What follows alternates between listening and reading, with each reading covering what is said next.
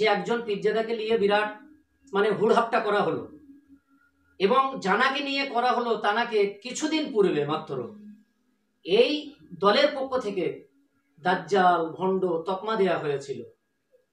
দীর্ঘক্ষণ ধরে 2-2.5 ঘন্টা ধরে লাইভ চললো, বিভিন্ন প্রশ্ন উত্তর হলো একাধিক, অথচ তানাকে দাজ্জাল বলেছিলেন সেটা তিনি মেনে নিয়েছেন কি, বা জানারা দাজ্জাল বলেছেন এনারা ভুল স্বীকার করেছেন কি, এ ব্যাপারে কোনো ডিসকাস হলো না। আবার বলা হচ্ছে আমরা সব ঐক্যবদ্ধ হব, সমাজকে শান্তির বার্তা দেব। এ ব্যাপারে আপনি একজন প্রবীণ আলেমে দ্বীন হিসাবে আপনার বক্তব্য কি?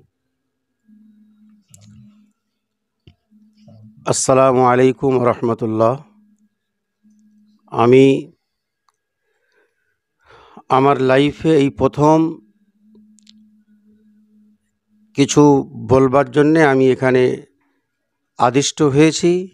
ইচ্ছা না থাকলেও খানিকটা নিরুপায় হয়ে বলতে হচ্ছে, কারণ আমি আমার লাইফের শুরু থেকে আজ পর্যন্ত এবং ইনশাল্লাহ আল্লাহ যদি চান জীবনের শেষ মুহূর্ত পর্যন্ত মুজাদ্দিদে জামান দাদা হুজুর কিবলা রহমতুল্লাহ আলাইহির সিলসিলার উপরে অত্যন্ত মজবুত। আজও পর্যন্ত আমার নীতি থেকে কেউ টলাতে পারিনি। ফুরফুরার যে সমস্ত মুরব্বীরা ছিলেন, পীর আল্লামা সাইফুদ্দিন সিদ্দিকী রহমতুল্লাহ আলাইহি, পীর আল্লামা কালিমুল্লাহ সিদ্দিকী হুজুর রহমতুল্লাহ আলাইহি, কম বেশি মসলা মাসাইলের ক্ষেত্রে আমি গুনাহগার, আমার সাথে দীর্ঘ আলোচনা করতেন। এখনও পর্যন্ত ফুরফুরা শরীফের অনেক বয়োজ্যেষ্ঠ পীর মুরব্বীরা তারাও মসলা মাসাইলের ক্ষেত্রে আমি গুনাহগার নগণ্য হলেও আমার সাথে আলোচনা করেন। আমি সিলসিলার স্বার্থে দাদা হুজুর এবং বসিরহাট আল্লামা হুজুরের মসলাকের সপক্ষে যতটুকু আমার জ্ঞান বিবেক বুদ্ধিতে কুলায় আমি সেই মতো উত্তর দিই।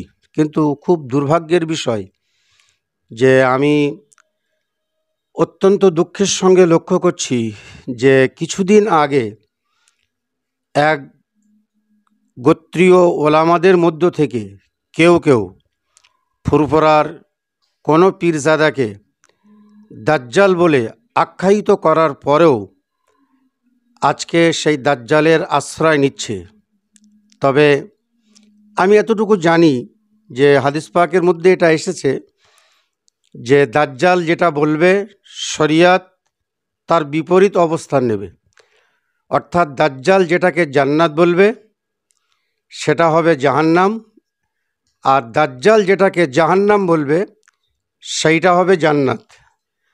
তো তা যদি হয় তাহলে বুঝতে হবে তাদের ভাষায় যদি তিনি দাজ্জাল হন তাহলে বুঝতে হবে তিনি যদি তাকে কাউকে পীর বলে আখ্যায়িত করেন তাহলে তিনি পীর ছাড়া অন্য কিছু হবেন।